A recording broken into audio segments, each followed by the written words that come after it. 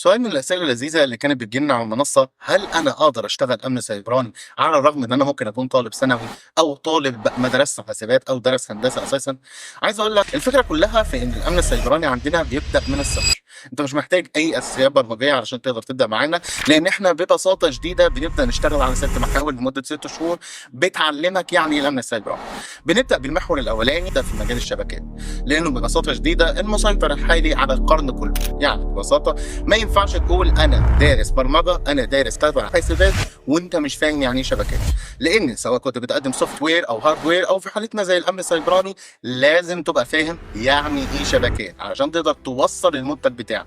فالشبكات هو اللي حول العالم كله دلوقتي للقريه الصغيره اللي احنا حاليا شغالين عليها. بعد كده ببساطه شديده ايه الحاجه اللي ممكن تكون شغاله في الامن السيبراني ومتعلقه بالمجال عموما؟ قال لك الاوبريتنج سيستم او انظمه التشغيل. يعني ايه انظمه التشغيل؟ اي حد دلوقتي شغال على لابتوب او كمبيوتر او حتى موبايل لازم يكون شغال بنظام تشغيل علشان يقدر يتعامل معاه. ففي حاله اللابتوب تلاقيه بيشتغل على ويندوز او لينكس، وزي برضو الموبايل تلاقيه بيشتغل يا اما اندرويد يا اما اي او اس. بعد كده في المرحله الثالثه بتبدا فعلا تكون سايبر سيكيورتي، لانك ببساطه بتبدا تتعامل مع الثغرات وتكتشفها، بل وبتتعامل مع فكره السيرفرات والديدوس اتاك والمشاكل الخاصه بالامن السيبراني اللي احنا بنشوفها ما يسمى سايبر سيكيورتي توداي، او بمعنى اوضح الهجمات الامن السيبرانيه اللي احنا بنشوفها يوميا. ازاي تتعامل معاها، ازاي تقدر تحمي نفسك منها، وازاي تقدر تتفاعل معاها.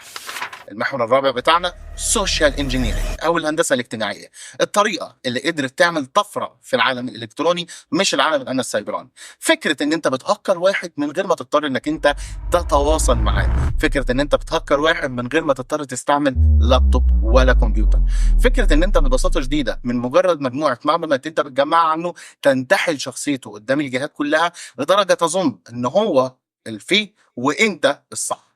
الهندسه الاجتماعيه خطيره جدا، وعلشان كده عملنا لها محور كامل عشان تعرف تتعامل معاها وتشتغل عليها بشكل صحيح. في محورنا الخامس بنبدا نتعامل مع الهندسه العكسيه او ريفرس انجينير. فكره ان انت بتتعامل مع ابلكيشن او بتكتشف ثغرات عنه لازم تبدا تتعامل مع السوفت وير او السورس كودنج اناليسيس بتاعته اللي تبدا انك انت تحولها من البدايه للنهايه. بس من البدايه للنهايه انت بتشتغل عليها فمش عارف ازاي تتصرف معاها. لكن لما بتشتغل في الهندسه العكسيه انت بتتعامل بقى من النهايه لغايه ما توصل للسورس كود اناليسيس اللي يوصلك انك تكون ادمنستريشن على السوفت وير اللي انت بتتعامل معاه. ازاي بنقدر ان احنا نعمل ده ونتعامل معاه؟ ده كله هنشوفه في محورنا الخامس. تعالى نرجع تاني نتكلم على محورنا السادس او الفريكوانسيز اناليسيس، مبنيه على انك انت تعمل تحليل جنائي لاي داتا موجود عندك، لاي بروفايل موجود عندك، لبصمه جنائيه الكترونيه زي ما بيقولوا.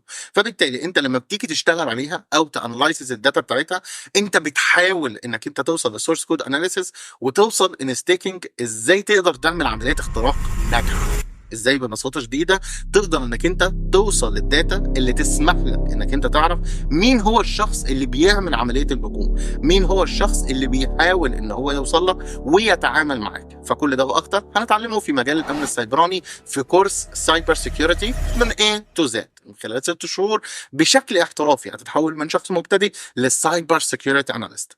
اشوفكم على خير. انا باشمهندس مصطفى محمد من منصه استواء IT، وان شاء الله يكون كورس مميز جدا.